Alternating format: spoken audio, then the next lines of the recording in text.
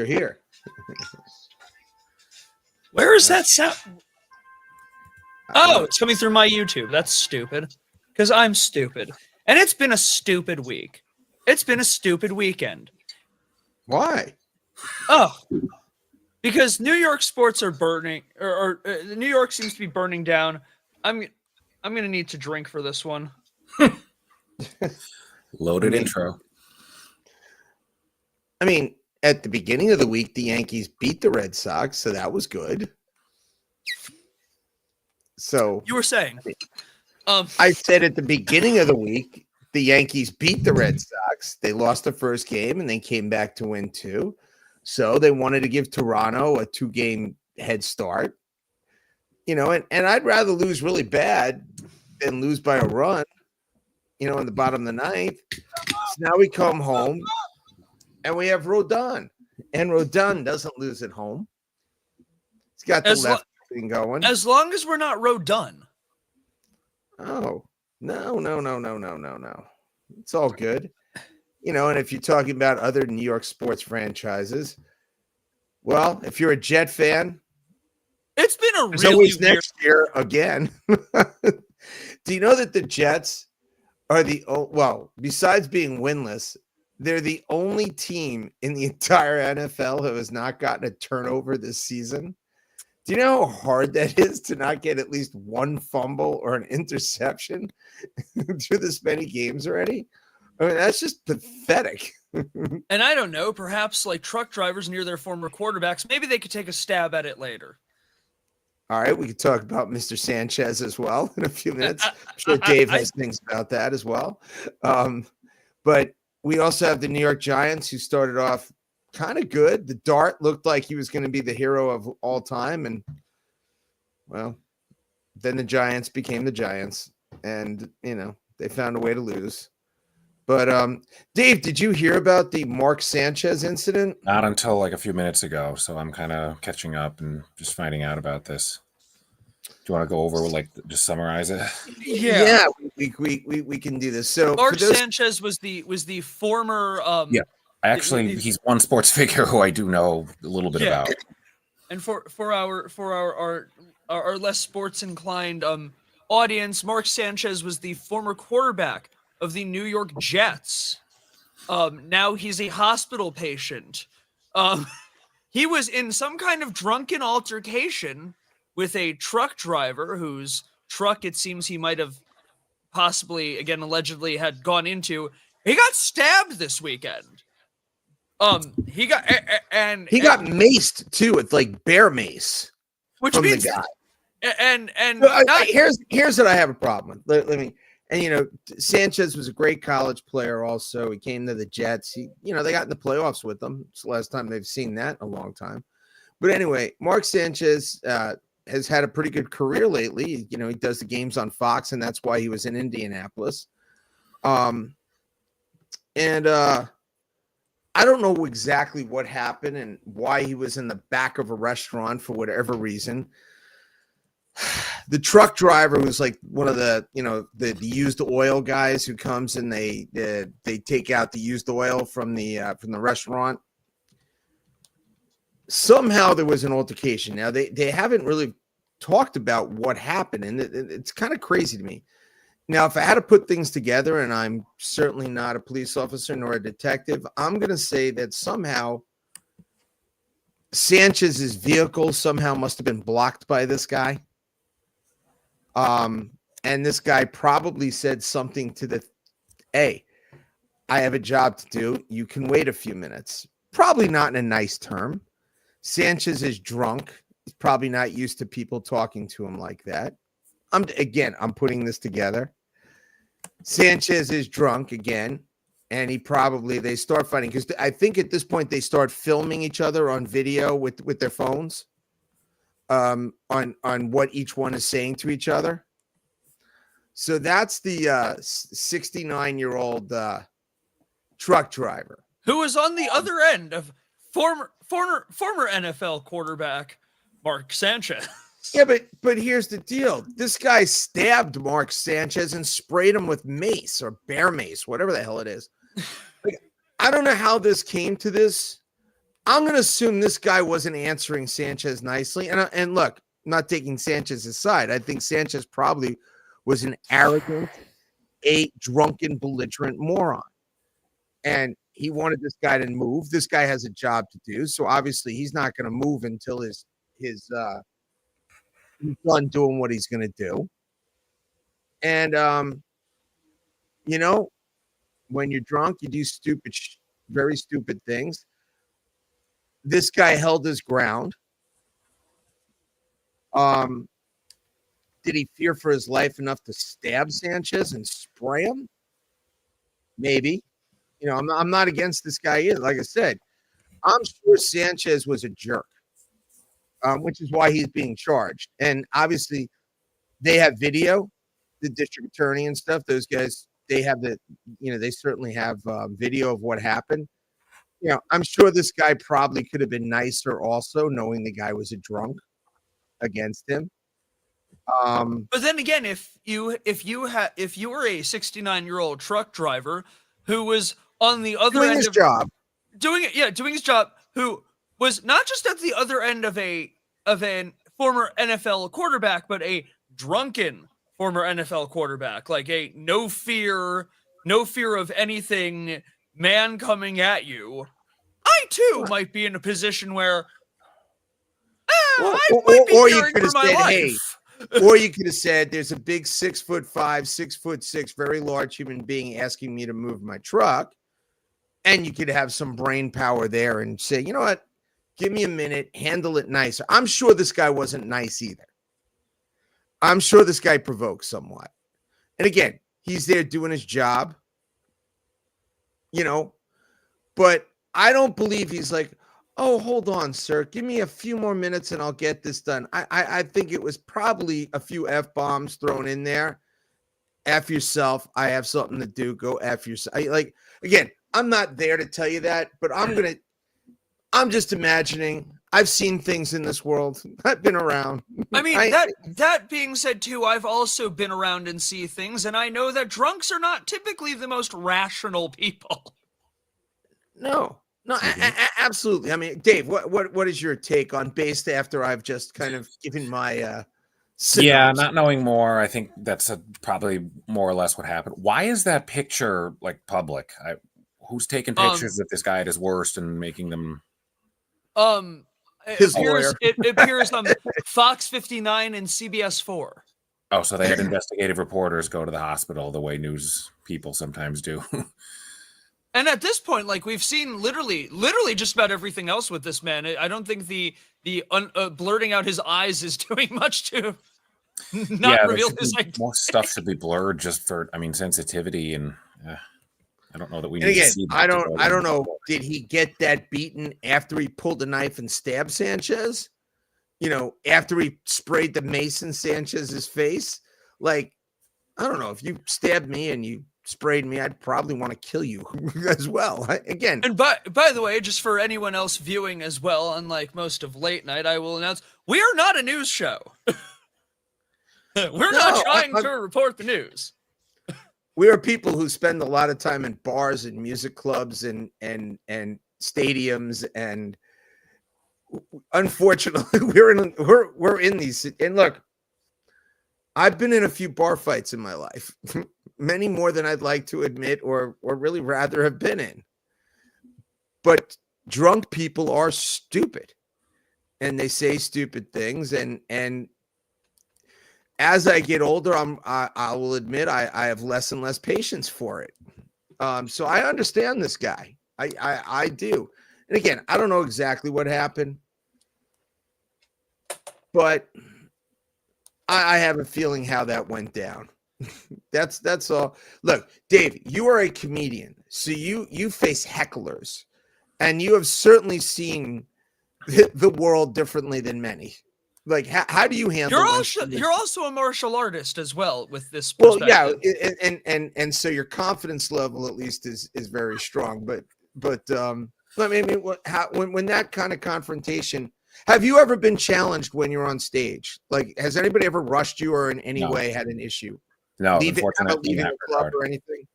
No, I'm unfortunate in that regard. I think part of it comes down to I think you've both seen my stuff, my act. I am not a controversial person, nor I'm not trying to avoid it. It's just not who I am. So I'm not going to get into very touchy subjects like people. You can get onto delicate topics and still be funny and creative, like Carlin and a lot of people did. That's not really what I'm going for. Just as you've seen my stuff, I just try to go like take stuff from everyday life. Some people might not like it, fine, but nobody's ever like rushed. I've been like, people will yell out, but it's again, they might be drunk. I said a word that triggered something in their head that has nothing to do with what's going on, but because of what I said, I reminded them of it. So now I have to hear about their kid who like isn't even there. Yeah, that stuff happens. Fortunately, that's like the worst I've had to deal with. Or I did have a woman yell out from the audience once time, "You go into hell." That's happened to Corey. What? Yeah, no, I remember that a few times. He was singing the Rolling Stones' "Sympathy for the Devil," and the woman's like, "Oh my God, he's talking about the devil," and she starts going off like crazy land. It was so hysterically funny. I remember there was a guy at at Black Eyed Sally's one time. I wanted to play the song, and he's like, I'm not doing any devil worship. I'm like, this is actually, I guess, first of all, it's crazy you've never heard this song. Someone who was, let's put it this way, significantly older than me, that you've never heard that song. But if you even knew an ounce about context, this song is very much not about nor praising the devil. It is, I would in fact argue, quite the opposite. There's a lot of popular songs that mention the devil. Like "The Devil Went Down to Georgia" is not about dressing up in black and putting red makeup all over your head and going into an underground bunker and saying things backwards. It's about a humorous story between the guy and the devil. Yeah, people don't listen. As we've spoken many times, people aren't bright. They hear a trigger word, as Dave mentioned before. And the first time someone ever got mad when you played that song was at LaSalle Market when you're a kid. Like Corey's playing the open mic at LaSalle Market, and this crazy older woman, he's a devil worshiper. She starts going crazy with that. I can't stop laughing. Yeah, and that's besides the point. I mean, I'm sitting there laughing. Lisa, now everybody thinks my wife's the sweet, and she is a sweetheart. God knows she's lived with me for years, and she puts up with the band and everything else. If she wasn't Jewish, I would nominate her for sainthood. Yeah. So, but Lisa definitely has a sense of humor. Like it is. She likes boys' humor. She likes hanging out with the boys. And she definitely finds it funny. By the way, I don't know why you're still crackly. Nasty. You're still a little crackly. I don't know. Maybe poke it down just a little bit more. All right. Is that better? A little bit? All right. Well, Dave, do you hear it crackling? Or is it just Corey? It's faint. I mean, it's not. I can make out everything you're saying, but there is like a faint crackle underneath it. I've heard that before on this show, like from your mic, but not Corey's. Granted, Corey's mic is like sentient. It follows him and weeps when he's not in the room. But anyway, yeah. So Lisa definitely laughs at things that are just what you wouldn't expect her to laugh at, and she does like hanging out with the boys. Dave, you've hung out with Lisa. She likes being with the boys. She always says she's definitely she's not a girly girl who likes to hang out with the girls. She likes hanging out with the boys. She's watching football right now. That's what she's watching the Kansas City Chiefs, ready to go. She watches every single Yankee game. She watches every Patriot game. She's the hockey. She watches all the sports. She loves music, sports, and hanging out, and does not mind men who say terrible things. So, it's great. So I married a dude with boobs, Well, gotta be careful saying that in 2025. Yeah, I know. Yes, I knew what you meant, but that out of context is gonna right. Out of context, yes. No. Lisa is definitely, a girl who and Alicia is really just like her mother. She watches every single ball game. She likes hanging out with the boys too. You know, if Corey and I aren't home, they will watch the Yankees together. They will watch the football games together. Like it's serious stuff. So she was raised right, did good. But yeah, she loves comedy. She loves music. Like, you know, my girls are cool. And they like going out. They don't like sitting at home. So for those of you who think about marriages that are successful, don't sit on the couch and just be a lazy bum. Go out to eat, buy presents for your wife, have fun, go to clubs, stay out late, enjoy yourself, live life. It's fun.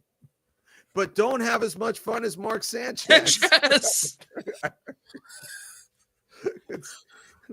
By the way, Indianapolis is not a good place to mess around. It is probably one of the least exciting cities I've ever been to. There is, I don't know how one finds joy or has a meaningful existence in Indiana or Indianapolis. Okay, hold on. I have had and have seen things that are very fun in Indianapolis.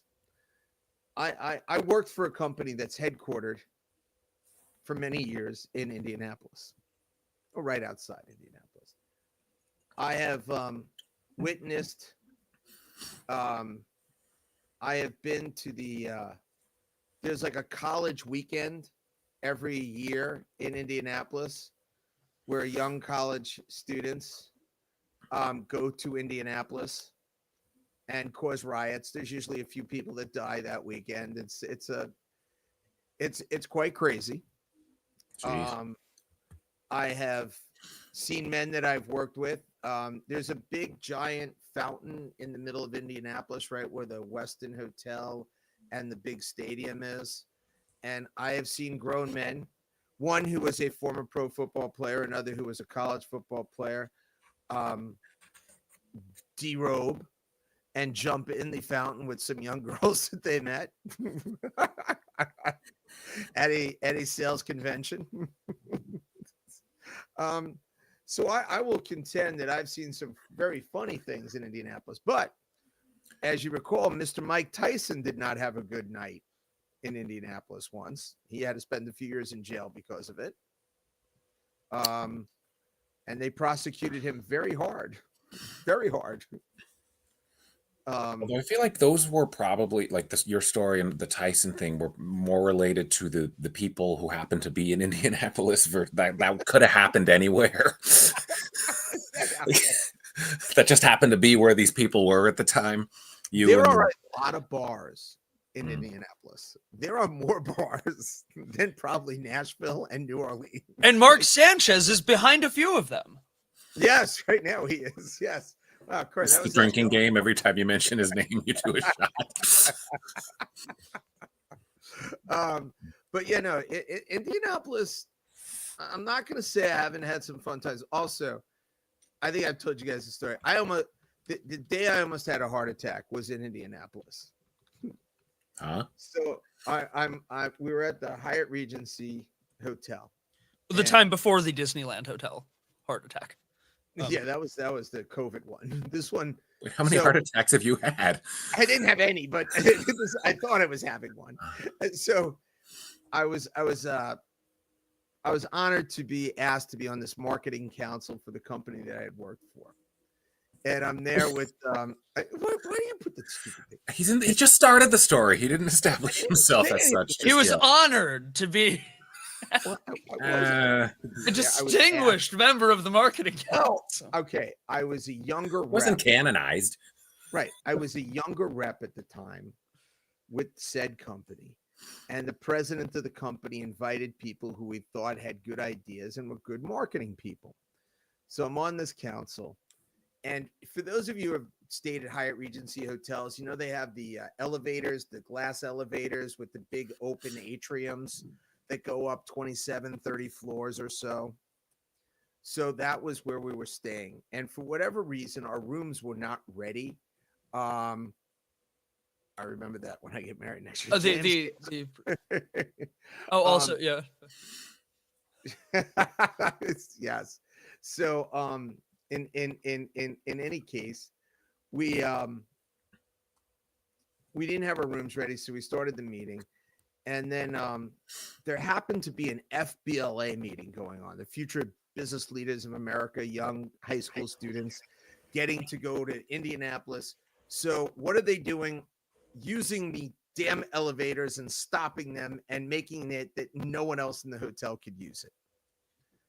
Now, I'm looking at my CEO, the president of the company. Oh, I know this story. And he's like, hey, Craig. Now, I'm with, I'm on the company dime. So we're up in the top floor, staying at the nice suites. We have our suitcases. He's like, let's just walk up there. Now, this gentleman is in very good shape. May he rest in peace, Joe.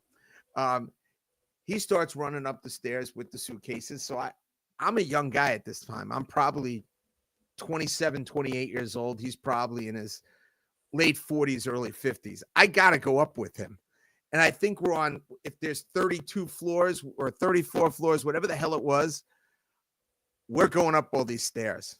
Now, I can't even think about breathing hard because I'm next to the I can't show that as a 27 or 28-year-old who's supposed to be in good shape and a young man, ex-athlete, did all these things. I cannot show him fear at this moment. So we're going up the stairs. And I don't know how I held the breath and the internal pain that was going on. We get to the top floor where we're at. He's like, takes a look at his watch. We're going to meet in 10 minutes, whatever it is, and we'll go back down. I'm like, sure, absolutely, Joe. See you in 10. I go into the room, Dave, every part. If this isn't what a heart attack feels like, I can't move. My chest hurts. Everything is hurt. I can't breathe. I'm coughing. I call Lisa because I'm a big baby, as all men are. I'm going to die. I think I'm having a heart attack. I couldn't show the man that I have pain. I couldn't show him that this nearly killed me right now. I suck it up. I'm trying to hold it in. The 10 or 15 minutes, whatever we had to do, I go see him. Thank God the elevator gets there so we could go down, although I'm sure it would have been much easier going down. I survived this deal. You survived. You came back. You survived. I came back. I'm believe me, I was a very little good for the rest of the meeting that day. So 15 years, maybe 16, 17 years later, I'm sitting with Joe. We're at a table, and I reminisce about being on this marketing council thing with him. And I said, you almost killed me that day. I'm sitting there and he starts laughing.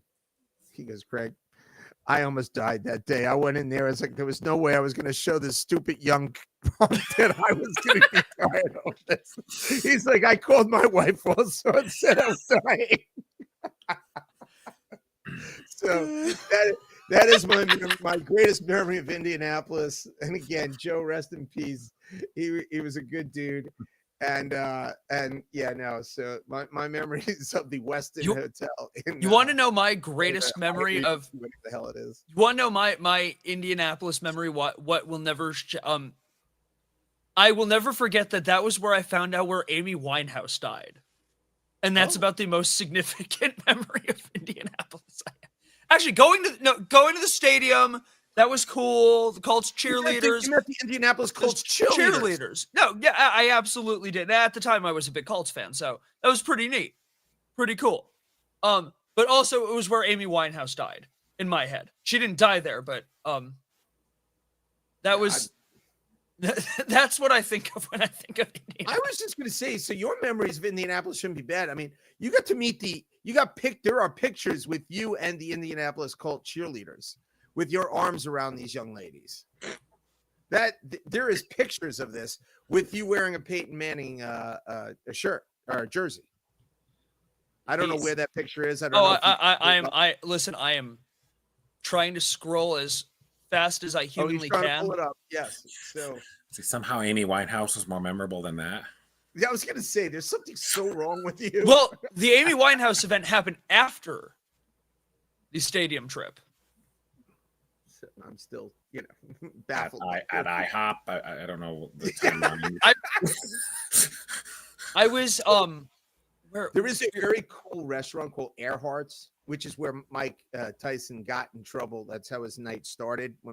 And by the way, it was the same hotel we were staying. No, there's this fancy hotel right next door that I think he got in trouble in. I bet those kids wouldn't have done the elevator stunt if they knew Tyson was staying there. Yeah, and he had his tiger upstairs.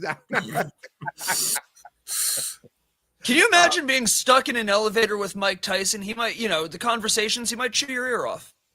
Oh, can you leave the comedy to Dave, please? Please. For Corey, that was actually funny. Thank you. I was thinking I would open up that vent in the ceiling and climb up there to get away from Tyson if I needed to. Hey, but another listen, and I think I've told this story before too. We were in Washington D.C.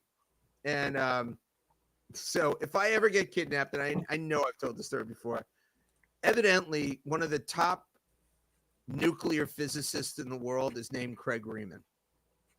Okay, I think you have, yeah. And we were staying at the St. Regis Hotel in Washington, D.C.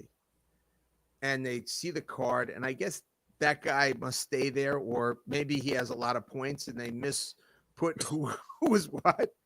Mr. Riemann, thank goodness for staying with us again, and so nice. Let us give you a magnificent suite on the top floor. Hey, sounds good to me. We we stay there.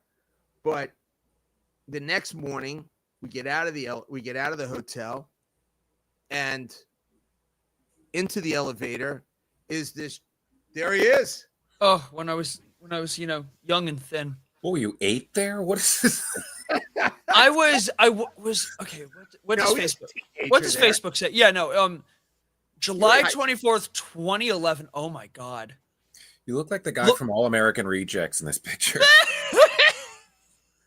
Look at the Jesus sandals.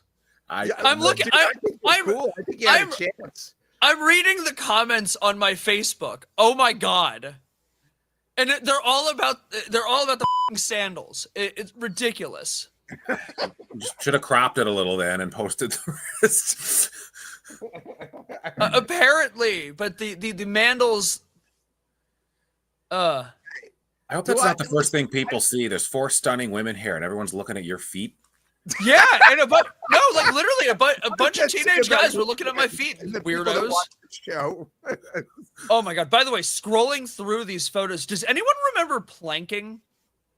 Yes. Yes. Were you into that? Oh God! Unfortunately. Actually, that was what, early 2010s? Yup. Okay. So you said this is 2011. So it's 14 years ago. So yeah, you were 16 years old. Oh my God! This is horrifically embarrassing. You would have shot. Oh. So but anyway, at the hotel that day, we get off the we get on the elevator, and the 7'3" legend of all. I think that's Lake Compounds. That's definitely Lake Compounds. But Kareem Abdul-Jabbar was in the room next to us, and he came onto the elevator with us. So now that was the most awkward moment ever. Now, I'm a gigantic Kareem fan. This is amazing. So I looked to Corey, and I try not to be an embarrassing human being at this point. I said, see the gentleman over there? He was my favorite player of all time. Now you'd figure Kareem would just kind of give a smile or something, or he kind of did. Like he didn't like. He ignored us. There was a little It wasn't a thanks Mean Joe, or what's his face the Coke commercial. Yeah, no. Mean Joe Green. Mean Joe Green. Thanks, Mean Joe. But that was that was cool at the hotel that time. But I once rode an escalator with the actor who played Jay and Silent Bob in the Kevin Smith movies. Oh shit! I don't know that. What is? Yeah, I figured that might not be a reference. Craig would get a picture of him. Great movies. These two how would I put Like them? minor characters in movies that were loosely linked together, same director, mid 90s through 2000s. I don't know that it would have been movies you were interested in, Craig, but you might have heard of movies called like Clerks, Mallrats, Dogma, Chasing Amy. Again, I don't think it's anything you would have cared to watch, but I don't know. They were cinematic. What years was that? so like mid 90s through the 2000s. Okay, so that's when I'm a parent. You know what I'm saying? Because Corey's born in 95, Leisha's 97. Yeah. So like 95 to like 2010, I have a much different lifestyle than noise, smoking weed, drinking beers, doing coke, drinking beers, beers, rolling fatty, smoking blunts, Who smokes blunts? We smoke blunts, rolling blunts and smoking blunts. $15, little man, put that shit in my hand. If you don't, you're gonna owe me, oh. So Craig, that was a very good impression Corey just did. So now you know what you're missing. Even if I didn't have kids during those years, I can almost assure you that I probably would not have. That's by the greatest band of all time. Greatest band of the time. Morris Day and the motherfucking Time. I do like Morris Day and the Time. We've gone over that. Yes. No, I've met, in different hotels and stuff. So here's the part where not having like sports kids, especially back then, like it's so disappointing. Like I thought I'd be so cool. We were at the Bonaventure Hotel in Fort Lauderdale. We walk in, the Miami Dolphins are playing a playoff game, and I guess the team's staying there that night or the night before. And Jim Kelly's doing the game for TV. And I had sat next to Jim Kelly at an event that I had done with the College Football Hall of Fame. I'd met him and stuff. So I kind of knew Jim a little bit, not a lot. And he came over and said, "Hey, how you doing?" It was very nice that he actually recognized and remembered that we, spoke for about 2 seconds in our lives. And I'm like, how cool is this? My kids, my wife's right here. Jim Kelly just came over to say hello. My kid's like, who the hell is that? No, more so, again, not even in like a, who cares kind of way. More so, like, that someone like important came over to you. Like, wait, who? TV guy with a TV camera there, came over for 2 seconds to say hello. It was... Again, understand that there was probably more of a just like shock thing, like, whoa, what the hell's going on? You know what else I remember about that trip? My daughter, who I think is watching right now, I saw her that she's watching. We're in the hotel room, and all of a sudden, I see that my wedding band is missing. And I'm like, what happened to my wedding band? And I don't know what is going through Alicia's mind at this point. She said she threw it out the window. I'm like, what? What do you mean you threw it out the window? What the hell's wrong with it? Like, I'm really angry. Like, so I don't even know what to say to her. It was Corey, I would have thrown him out, but it was Alicia. I couldn't just, do anything to her. But were you like Mark Sanchez angry? I was pretty damn angry, but not at so. Number should be higher than 2. I'm sorry. Something's wrong there. Well, I'm going from the official moment that we instilled the Mark Sanchez counter. Got it. But I call up security because I got to go on the roof because we're on a higher thing, but there's a tarp, a black tar roof that's below there. Evidently, one of the guys I'm trying to remember what the hell team was also there because both teams were staying at the hotel. He lost his championship ring, and the guy's out there, the detective for the hotel, and he's he's out there waiting for me and this guy from the I forget what the other team was, and he's out there. We're both looking for he's looking for a much bigger ring than mine now. Meanwhile, all I'm finding is money. I guess people think that this is Rome, where it's three coins in a fountain, where you're going to come back if you throw coins on the roof. But I remember I like pocketed like $7 worth of money as I'm up there. Needless to say, I did not find my ring. But about 3 months later, in the black shaving kit, your travel bag, I see that my wedding band was in there. And then I remember yelling, "Why did you say you threw my ring out the window?" She's like, "I don't know." What is wrong with you? Did you want to see Dad's head go explore? Like, what is wrong with you? But yes, Alicia, you did do that, and you do remember this. And how old was she at the time? I mean, she couldn't have been very old. Maybe 5. I hope this wasn't like last year or anything. No, it's like, it would be funnier. Would it be funnier?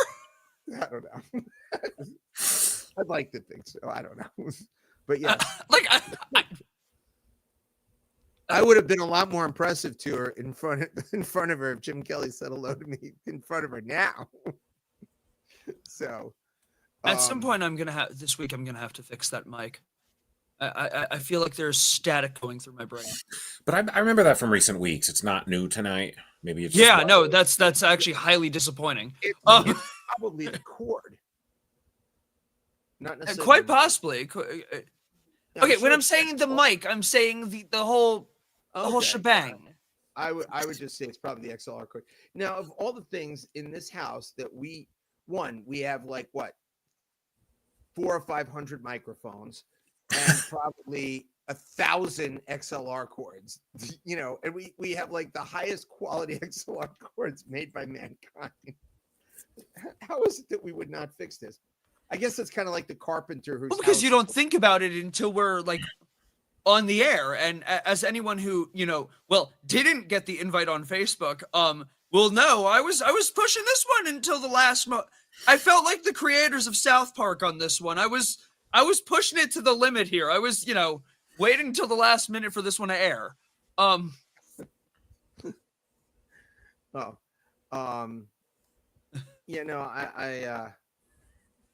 Because we were trying to figure out, we knew we had like the sports thing this week. We knew that the Yankees had been demolished the last few days. And we know that the Jets, I just feel sorry for anybody that's a Jet fan. I mean, I really do. I mean, what could be worse? I just don't know. I can tell you what could be. I can tell you what could be worse. Being on the other side of Mark Sanchez. Well, it could be worse being Mark Sanchez right now. He got stabbed and maced. I mean, and he's arrested and lost his job. I'm assuming Fox has fired him. I will certainly on leave, unpaid suspension, I would imagine, for his alleged crime. So I that would just be my... That's wild. It's still just I'm trying to like what the hell? By the way, yes, I need to say this. I feel good because last week, for those who don't know, it was the Day of Atonement. So once a year, as a Jewish person, you get to starve yourself to death for 22 to 24 hours. Well, it's supposed to be 24 hours. And all your sins go away. Like, I'm on fresh. Everything's gone. Now, it's not as cool as being a Catholic, because all you got to do is just go any day you want, and you give a confession, right? Easy. It's too easy. Yeah, like, I got to wait a year. You have to a few Hail Marys, whatever. Going on here. For the sin of this, for the sin of that, for the sin of this, for the sin, like whole afternoon, you're just whole evening, you're just banging on your chest, telling, this is the religion that gave us Jewish guilt. And oh, boy. Yes, the entire time. But I do want to say this. We did not cheat. I did not cheat. That's also arguable. I went 22 hours. You're supposed to go 25. Well, yeah, but here's the deal. It also says that sun's down. Your mother looked at 6 o'clock in the evening in our backyard, and she clearly stated the sun's down. It's 6:01. We're eating. So that was. And we ate. We also ate after the sun went down. We started when the sun was slightly up. We just ate longer than maybe we should have the day before. Look, it was 22 hours. I didn't drink any water. I didn't eat any food. I did take a shower and I did brush my teeth, but the water was spat. So, no drinking. So I'm going with all sins are gone. Maybe 0.001% of sin was left over. Okay.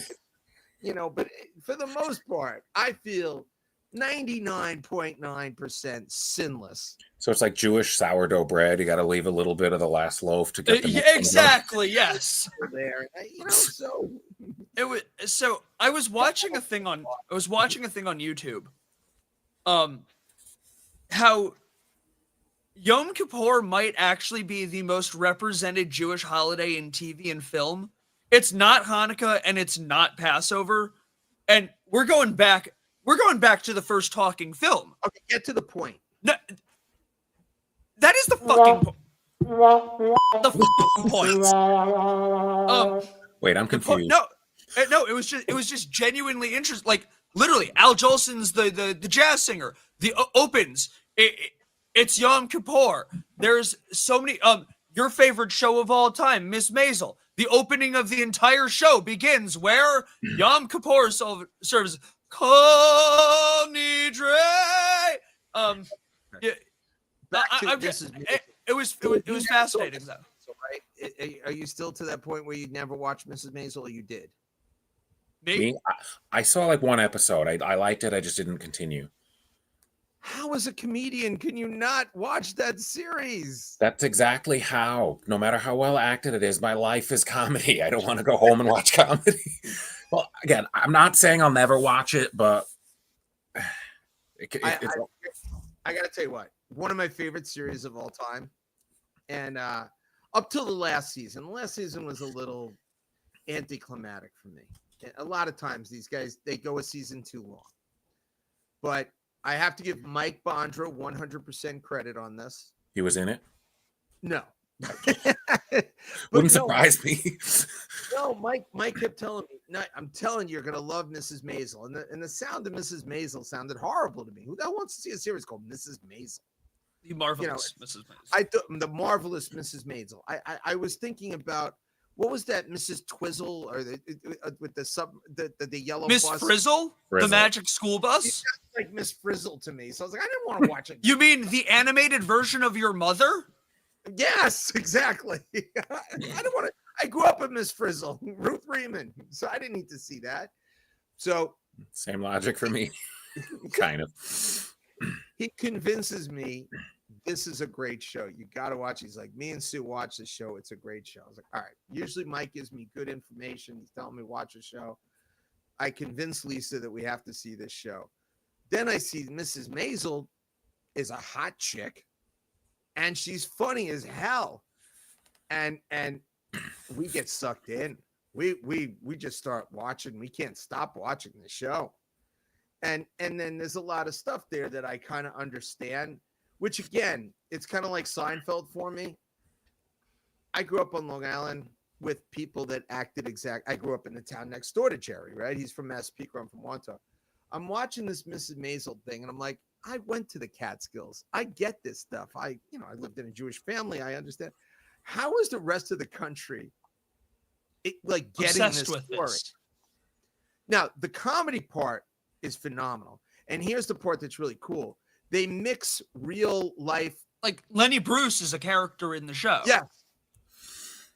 And he keeps showing up every once in a while because Lenny and Maisel have like a little kind of thing going. but there's just so many crazy things going on in the show. And then she's funny as hell. I mean, when she starts ripping out her routine, it's just neurotically crazy. I mean, it's Nikki Glazer, you know, she really could match up, right? By the way, like with what I previously mentioned with Miss, you know, some shows have a Christmas episode every year. Some shows have a Thanksgiving episode every season. You know, Miss Maisel gave us two Yom Kippur episodes. The second one, by the way, does make a slight little reference to the jazz singer. They're making fun of the what's his face, who's not a monk, the other father-in-law, or the father-in-law, what's his, oh my god, what the hell's his name? He's the greatest character actor there is. Yeah, and that's he's and no one knows his name. The guy from A Few Good Men. He's the other guy in the suit. He's the other lawyer who's not Kevin Bacon or Tom Cruise. Oh my god, played in that. So he's the grandfather of Ms. Maisel's son, and the kid's stuffing. It's Yom Kippur. Everyone's supposed to be fasting, and he's like this kid is shoving chocolate into his face. He keeps eating candy. There's chocolate all over his face. He looks like Al Jolson. It's not funny to anybody. It's terribly offensive, but it was funny. But it's not funny. Like no one gets a joke. But you know who else is in this that plays Monk's wife? You know, the father's wife, and she plays a much older character than she is. What's the wife's name on 2.5 Men? The divorced wife. Rose. What is it? Rose. No, Rose is Charlie's wife. Okay, that's another show I only saw sparingly. I don't remember all the characters. It's John Cryer's. Okay. And you know, on that show, she plays a much younger woman, but on Miss Maisel, she plays the mother of Mrs. Maisel, and she plays this Kevin Pollak. Kevin Pollak, yes. Oh, okay. That's the father-in-law. Okay. I don't want to get a lot of stuff because wasn't he in Usual Suspects? He's in every movie. Yeah, he's been in a lot of stuff. The greatest character actor maybe ever, and he's a great sports show host. Not host, a guest. He comes on all these guests because he's got great stories about everybody and everything. You know, stories with Jack Nicholson and A Few Good Men. Like he's just got the best stories. This guy. But oh my god, Corey, get me the other name. The A Few Good Men. And what? By the way, I've been meaning to ask Corey, the rotisserie chicken heat lamp that it looks like you're currently broiling under. Is that a into the studio? No, I just forgot to switch it from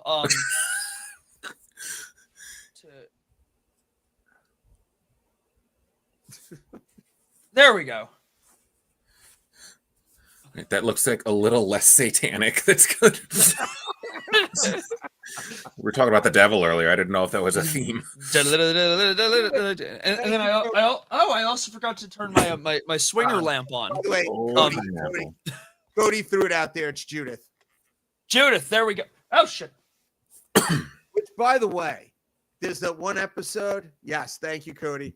Judith, when she's in the brown 2-piece, very small bikini, and Charlie's thinking about it, and the maid, she gets all pissed. She's like, "Don't be going there," you know. Like, she's dead too. She is dead. She's like dead, like dead. Right. I didn't think you meant she was pretending. I had a whole new understanding when I realized that these are the same person. I'm like, man, she's hot in that brown bikini, though. She's a good-looking girl. But anyway, as I digress, but yes, I highly recommend the marvelous Miss Maisel. By the way, what's the show with the Sylvester Stallone that's on right now? Tulsa Kings? Yeah, I've been seeing ads for it. That's a great show. It shouldn't be a good show. It should be terrible. But it's definitely a more you than me series. Yeah, I'm not for that either. You know, like it's one of those shows that I just totally dig. It's poorly written, poorly acted, and I love every minute of it. Oh, there you go. Yes, that's Judith, right there. next to Monk. It took me a while earlier when you were saying Monk that you meant Tony Shalhoub. I thought there was an actual religious figure in this show. I was like, how does that fit into the premise? Yes, yes, Tony Shalhoub, who plays such a he's like a Felix Unger kind of dude. If for those who don't know the Felix Unger reference, Yeah, he's just good at playing neurotic OCD type characters, I guess.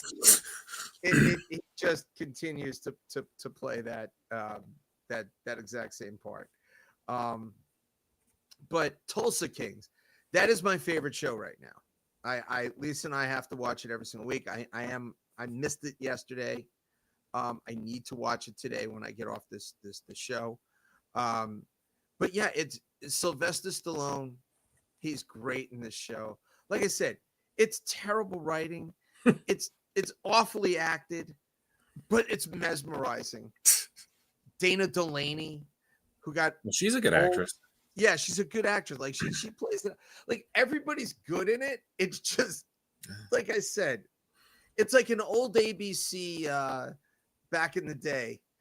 Land King. What is that? The spinoff? It's Tulsa King, not Land King. But the old ABC shows that would be on. And then the Japanese did that whole thing in Nanking, but I don't want to discuss that on the air. I have no idea what the hell you're talking about. Your joke, see, you get one good joke for the night, and then you throw out stuff that no one could possibly reference or pick up, and you're not funny. Let Dave be funny. He's funny. And apparently you and I just can't get along like Rodney King. Oh my God. Give it up. It's not have it your way, Burger King. Yeah. I would like to beat the crap. Actually, the other night, every once in a while, Burger King just slaps. It kicks. We were on the way home from Syracuse, New York, the alma mater of perhaps maybe the artist of the album of the week this week. And we were on the way home, and the rest stop, the only thing that was open to eat was Burger King. And I'm usually a McDonald's boy, don't get me wrong. But if I'm going with my but actually, to be honest with you, hot take, the burgers at Burger King are better. Flame broiled, baby. Flame broiled. Have it my way. More so than a hot take. I think Burger King burgers are better than McDonald's burgers. I didn't have a burger. I had a chicken sandwich. But okay, that leads me to another thing about New York. I will once again complain about that state. Besides, this is not a political statement at all. Why in the hell does everything shut down after 9:30 at night? In New York City? It is New York State, yeah. All the rest stops in the state. Unfortunately, if everything stayed in the city, actually the city would probably be in better shape. But I'm in it's being like upstate. In upstate, yeah, really. Even we're on the damn thruway, and we're coming home from Syracuse, and the rest stops are there because we were at just to put in perspective. Well, I'll go there afterwards, but we're coming home. It's 9:30, and the Panera Bread is already closed down on the thruway. The only thing open is Burger King, and they're closing as we get in there at 9:30. We're lucky we got food, like for real. So what do you have to pull off exits and find gas stations if it's that late? For real. Well, the gas, and they keep like the mini mart. They have the one thing that's like open that they keep going, but like the chain restaurants inside of the rest stops, they close. Wow. Yeah, but even remember we were going home from the Catskills that day, and all the gas stations were closed after 11 o'clock. The gas station's totally shut. You can't even go to a gas Which is station. insane. It's the one time in my life that I got to Torrington and I was cheering. I was like, thank God we're in Torrington. We have Torrington viewers. I shared into a Torrington group. Still, thank God I'm in Torrington. There's no Wi-Fi in Torrington. Nobody there can watch this. So, there were gas stations open. I was frightened to get out of the car at 11 o'clock to pump my gas. But you know, when you get to that point where you're just under a quarter and you got another half an hour or so to go home and it's late and you're sweating it out because there's no place. From the Catskills down to Torrington, there was zero, not one gas station was open in all of New York State. And then when you get to that part of Connecticut, there's just no people there. So good luck to try to get in until you finally hit Torrington. When that's your oasis, you have a big problem. But that was basically mine is Liam and Noel Gallagher personally, but all right. So here's a question that you don't even realize that you brought up. The best kind. Okay. Where does upstate New York begin? Anything Westchester County, I guess. Westchester up. I'm going Westchester and it's upstate. I'm going above and beyond Albany. I'm going above and beyond the capital region. I'm saying there's so what do you Long call Island and New York City. So what do you call not the city but south of the region you're talking about? How do you refer to that? New York. That's like that's New York. You've got New York City and Long Island, New York, upstate New York. If you're from Long Island, anything above New York City is upstate. Yeah. The only confusion with like Corey's breakdown is if somebody says New York, that automatically some people think of the city. So you'd almost have to come up with some distinguishing way or let them know that that's the region you were referring to. But no, I agree. It's like it's such a big state. The city's a tiny part of it, but it's the most populous and the best known and probably most visited. And then my follow-up question. Okay. Is there such a place as Central Jersey? Does Central Jersey exist, or is there Northern Jersey and Southern Jersey? And to our fans listening at home, feel free to if you want to tell me which exit we're talking about. If you want to make like a truck driver with Mark Sanchez and take a stab at it, please feel free to join us in the comments with this. Is there such a place as Central Jersey? Where does New York? Where is upstate New York? I mean, is it really Newark, Central New Jersey? I mean, it depends on which part, because because I've heard one thing, how to determine north, south, and Central Jersey is through this. Let's see if this is going to be easy for me to download. What exit?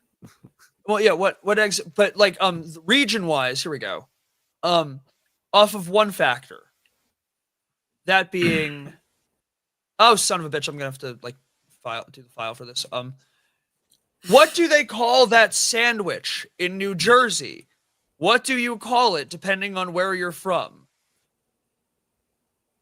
Do you call it convert? Are you asking us this or something you're reading? I can't even tell. It's half reading, half me stalling for my computer to work a little faster. Like the sandwich that some people I've heard, just sandwiches I sometimes regionally call like grinders or wedges or hoagies. Well, there's that, and there's a particular ham sandwich in New Jersey that Monte Cristo. Is this a pork roll or is it a Taylor ham? I have no idea what the hell you're talking about. Jersey people, what do you call it? Is it a pork roll? Is it a Taylor ham? I thought both of those were hip hop artists. New Jersey, I've never heard this nonsense before in my life. But Cody brought up a very good point that I just saw him, that the gas stations were not open. It was on Friday too. Jeez. Baruch Hashem, it was the Shabbos. Well, please stop it in for some late night matzah and got disappointed. Absolutely. I mean, we by the way, we did have Chick-fil-A on the way up at the rest station. I'm not proud of it. I was forced into it on the way down. It was not the best food extravaganza we've ever put together. But I do want to talk about with the Taylor ham. About the ham nonsense, please.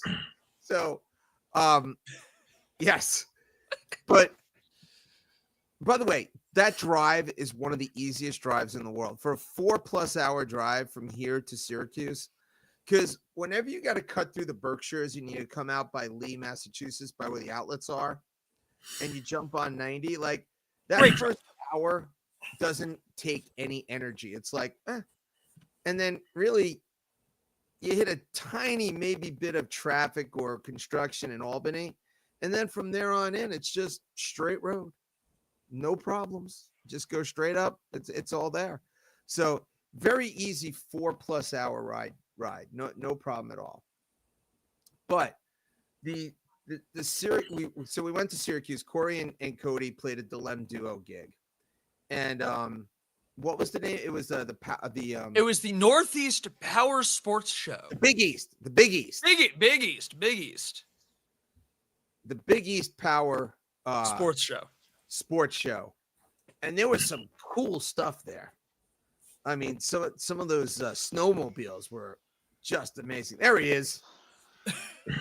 Yo. Oh, I'm doing a late night workout because now that I'm playing with Corey again, I actually have to move on stage.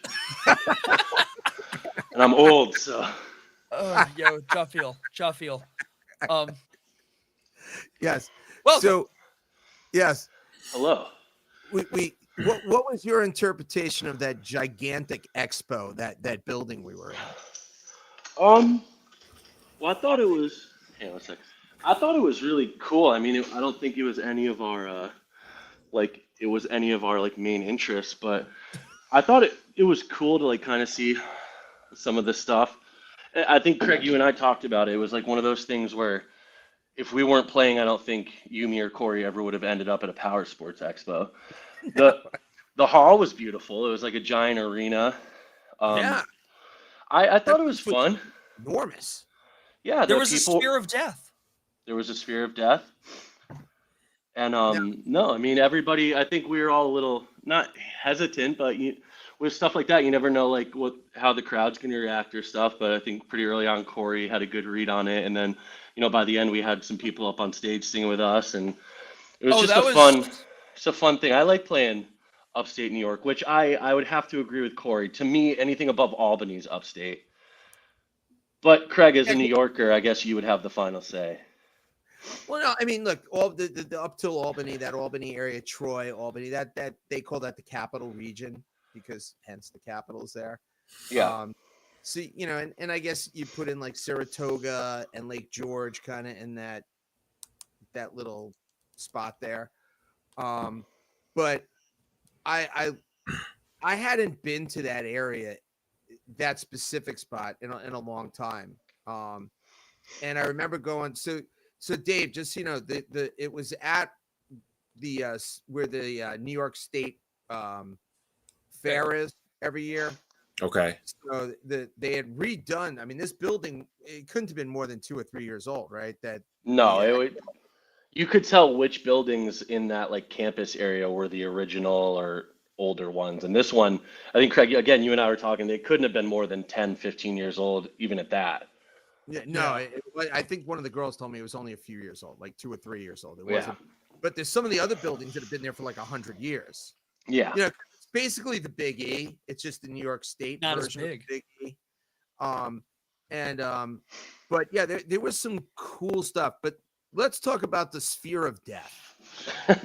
Now, Dave, have you ever seen one of these where the motorcycles go in this little round metal contraption and they're jolting around?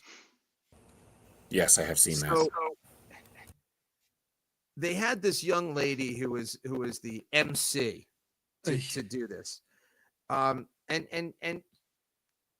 I don't know if she was just rude or clueless. I haven't figured this. I'm praying that she was clueless. Well, let's start too by saying for everything she did and didn't do, whoever decided to put the acoustic axe right next to the sphere of death had a little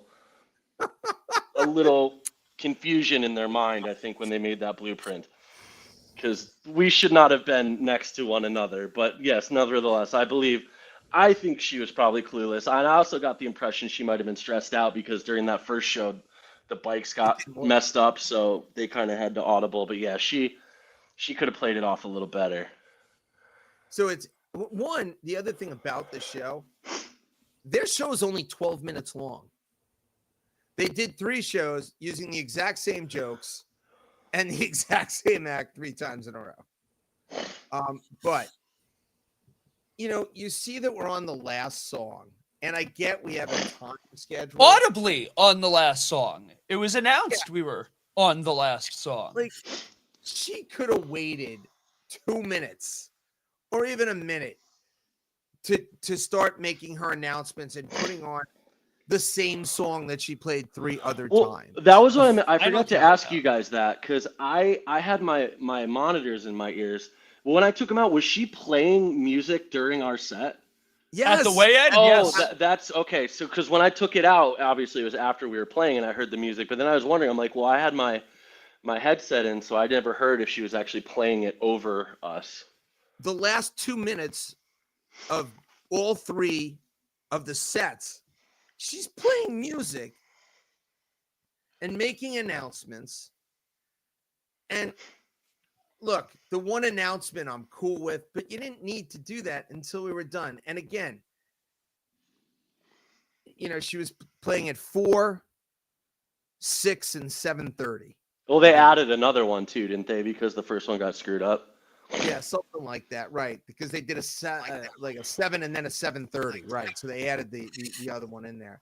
Dave, I have to tell you, I thought I was in the middle of a fever dream because I'm in my own little world because I have my like noise canceling monitor systems in.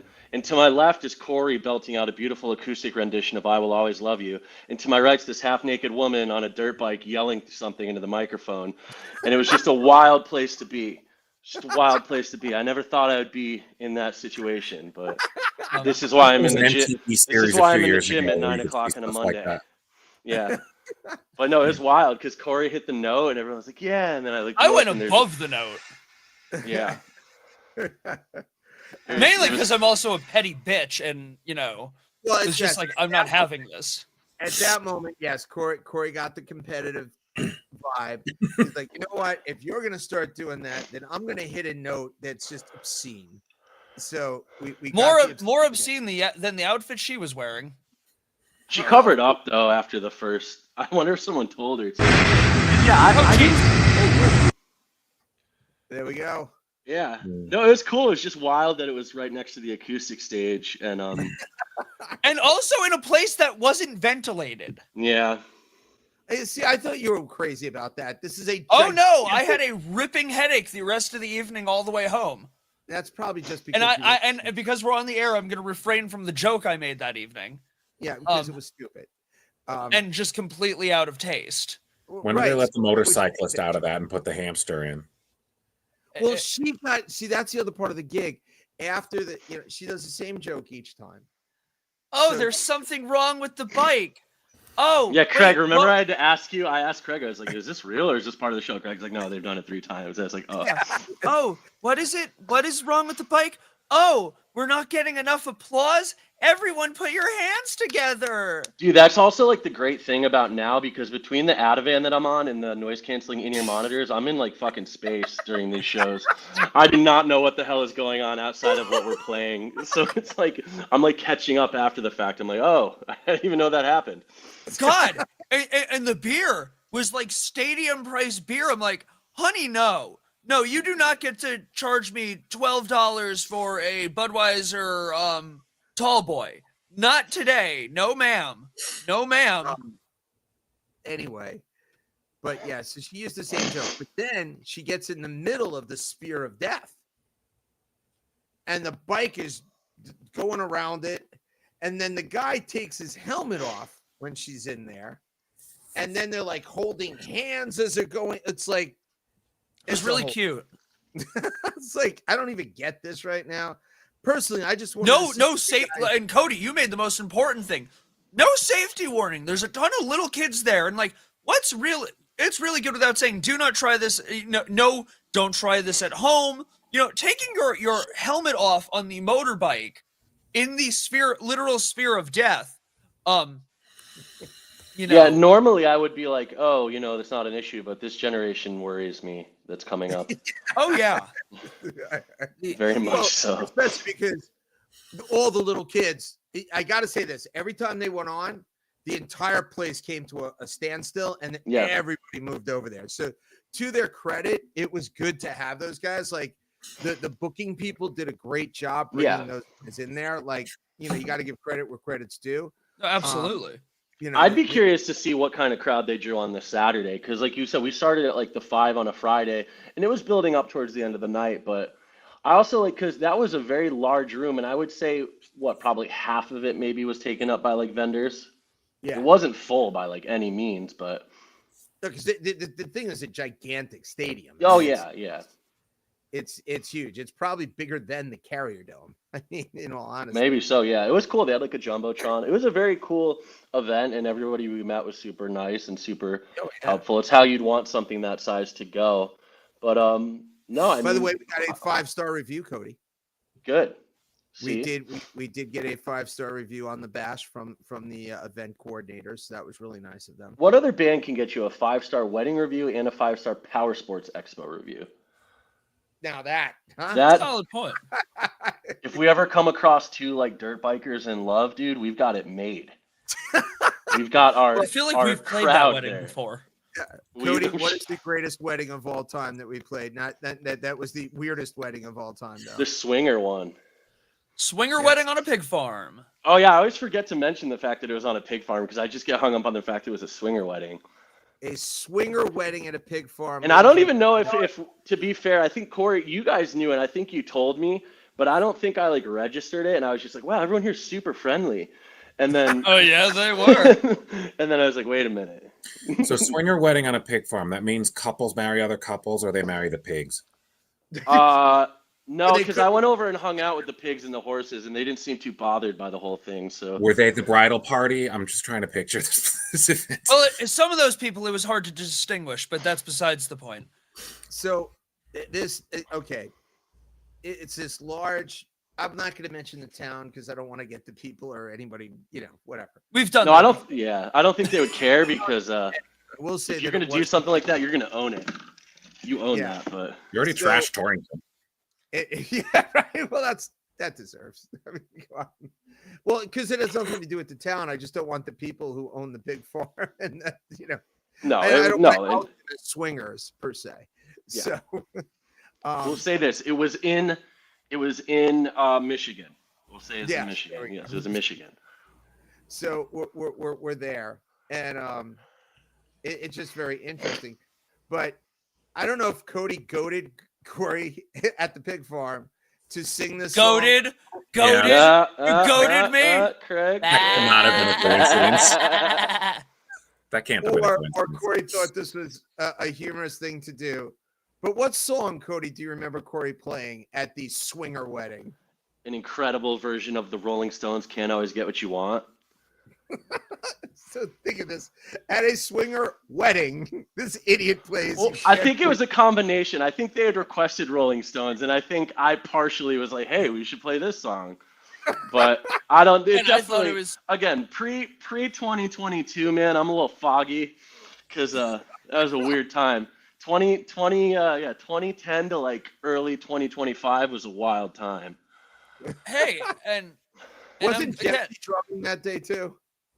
I think so. I remember. I know it was Peter Falk because Peter actually booked that wedding.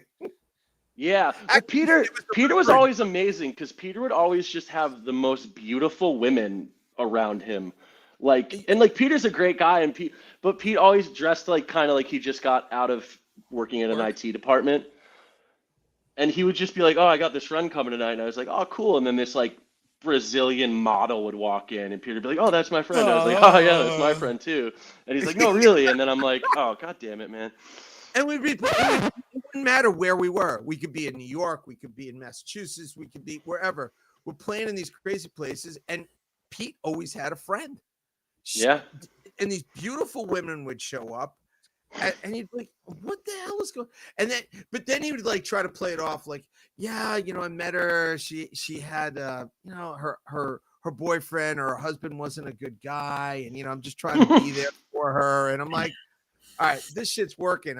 I mean, what a line.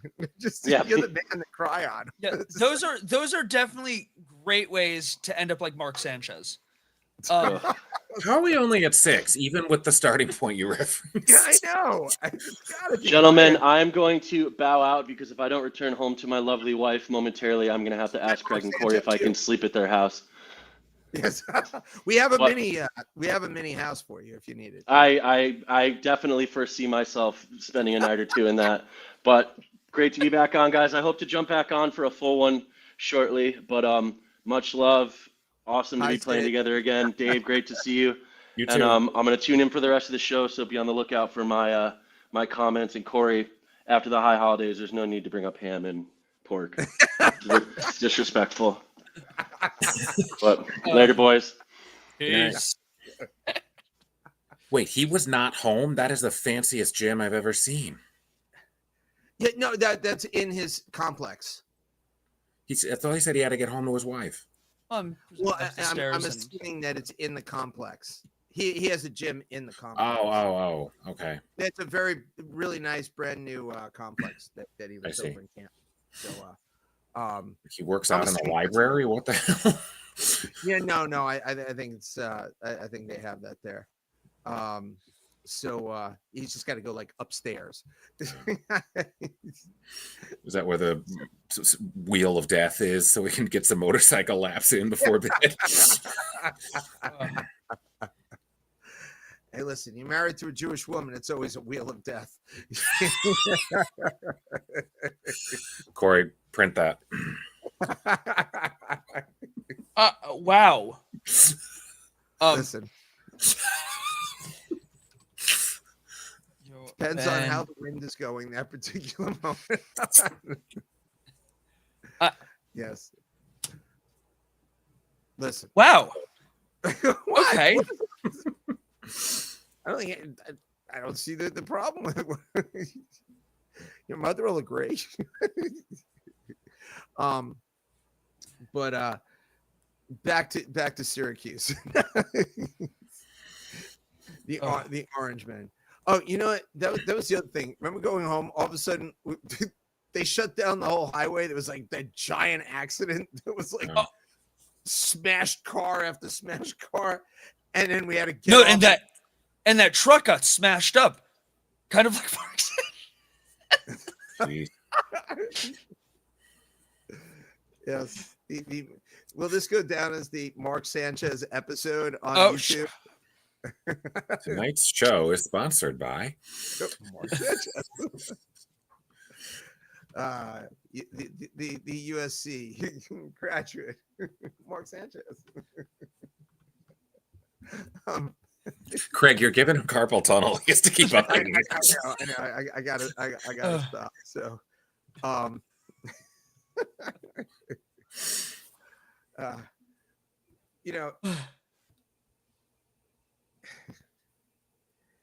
back to what was great about this weekend though?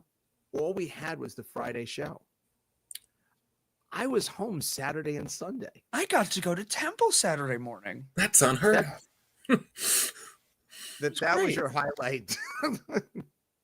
I'm sorry, unlike you who doesn't value Jewish women, on Saturday morning. Well, we already learned he values Amy Winehouse over the Colts cheerleaders, so yeah, Jewish woman. Nice Jewish girl. Was she nice? At times. I think she was. I think she had challenges. I think she had challenges and demons. You think? But she was a nice Jewish girl. Okay, if that's where you want to go with it, you can. And don't ask him to change his mind. He'll just say no. I got that. Oh. I mean, it wasn't a Mark Sanchez reference, but even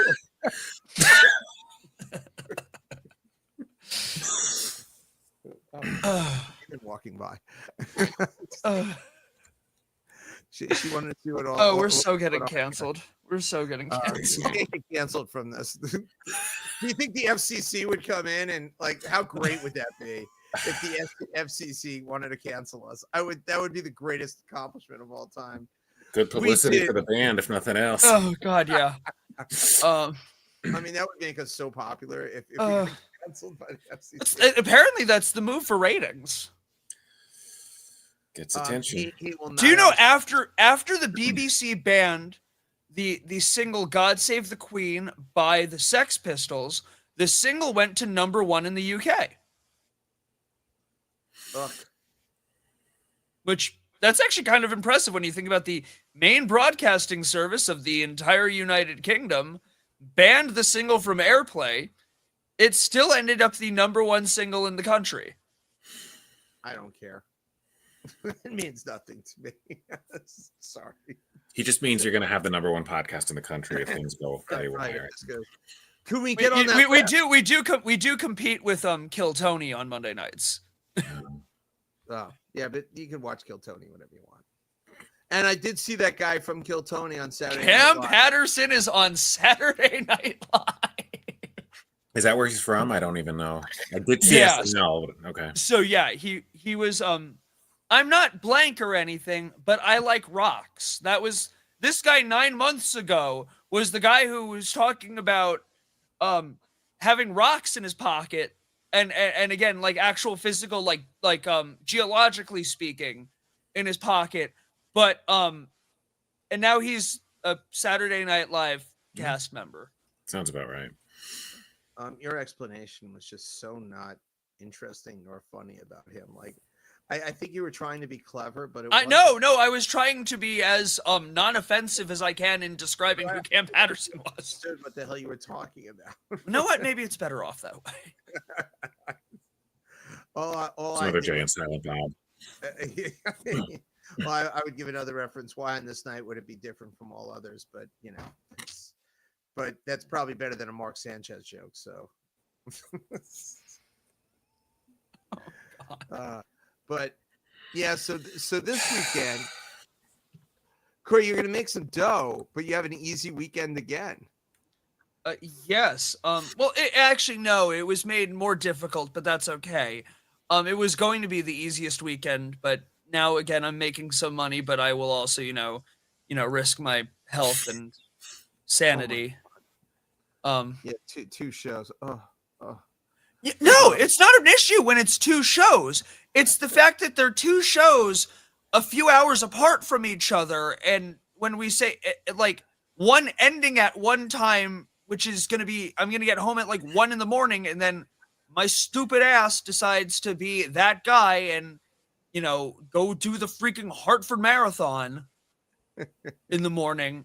He's not running the Hartford Marathon. That was my next question. Thank you. Yeah, he's playing the Hartford Marathon. He will be playing the Hartford Marathon, at the by the boathouse. They apparently do things for people. I don't know. Know what they do for people? I don't care how much charity they do. And know what? I'm just gonna ring my bell ahead of time. Know what? They're a bunch that. They're crooks. Look at your bill. Look at your power bill. Eversource are a bunch of criminals. I was like, where are you going with this? Oh my God. They're criminals. Oh, stop. Look at your bills. Corey. Actually, to be honest, I want to see where those donations go. Can you shut up for like half a second and not be? Eversource actually has the lowest price right now. Just so you know that. Before you make your comment, you're absolutely wrong. If you guys look at your Eversource, at the charges right now, I'm doing a public service right now. They have a you can go online and it tells you all the rates, because in the state of Connecticut it allows you to go elsewhere to get your electric provided.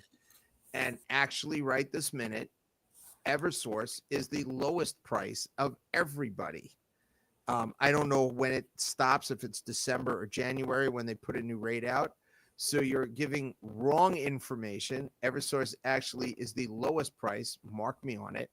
I check the rate once a month. Dare I say Mark Sanchez you on that? That doesn't even make any sense. That was just dumb. But yes, no, Eversource is actually the lowest price electric provider right now in this area. So I don't want to give misinformation. I don't want the FCC coming down that this show gave misinformation. But it is true right this minute. What time? 9:28. Yeah. So we're almost done. Yeah. That went quick. Sometimes they do. Yeah, I just looked over. It's like, oh crap! It's it's not quick. What? The 1 to 6 years Mark Sanchez is going to spend in jail. Hopefully next to the people from Eversource. Not funny. You have an album? I do. Let's do I have a caption for it? Here we go. So we mentioned Syracuse. We mentioned New York being a disaster. Now in my head, I'm trying to think, when was the last time before now that New York was kind of reminded me of its current sports teams, and I thought about the 1970s, where their teams might have been okay, but the city itself was not. And with that in mind, and also my trip to Syracuse, I thought of Lou Reed's Rock and Roll Animal. Syracuse alumni. He went to Syracuse. This is a killer live record. We're talking maybe the greatest live intro to a song ever. Intro into Sweet Jane. Absolutely phenomenal. We're talking about killer songwriting, phenomenal guitar work from Dick Wagner. This is the Rock and Roll Animal, maybe the most aptly named record I have ever heard. You're getting, you got a gatefold of rock and roll excellence here. This, Lou Reed at his performance finest. Intro Sweet Jane, Heroin, White Light, White Heat, Lady Day, Rock and Roll, killer, absolutely killer record, album of the week. Let's do it. If you haven't listened to it, please. It was kind of the I can almost guarantee that no one listened to it because Lou Reed. You are so wrong on this one. One of the greatest live albums of all time. Please, you're the only one who likes Lou Reed. No, unfortunately, I'm walk not. Up the wild side with this. It's just wrong. He died on my 18th birthday. That was very disappointing. I told you that you shouldn't listen to his stuff. Oh no, but that's coming. Recently took a walk on the wild side. Jesus. God damn it.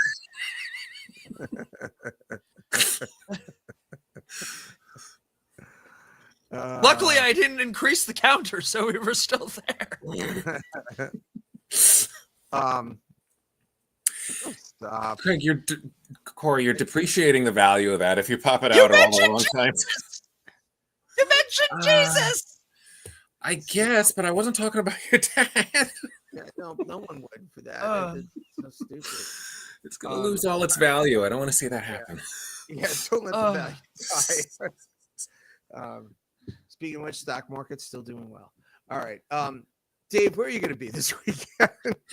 Nothing this week. Next Friday, the 17th of October, I'll be at the VFW Hall in Westport, Connecticut, and the Masonic Temple in Cheshire, Connecticut on Saturday, October 25th. So if you end up with another free night and want to swing by, I am a Freemason, so I could, I could show up probably. You and the brothers. Yes. So we will have we're going to be in Carmel, New York on Friday, correct, Corey? Yes. Did Steph get that up yet? I don't know. I will take a look-see at some point. Yeah. We will get you the restaurant and all things where we will be on Friday night. Looking forward to being in Carmel, New York. We go on these crazy streaks with states. Like all of a sudden we're in Boston or the Massachusetts, Boston area for like 7 weeks in a row.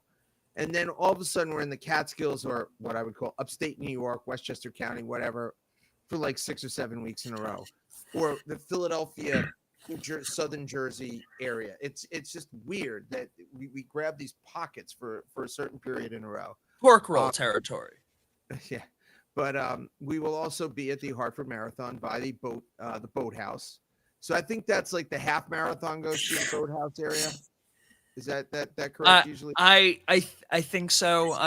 It's the half marathon, which is always a lot of fun. It's a really cool area. Great pictures over there. And please, this year, if you slow people, please consider just not running. It makes my job harder. Define slow people.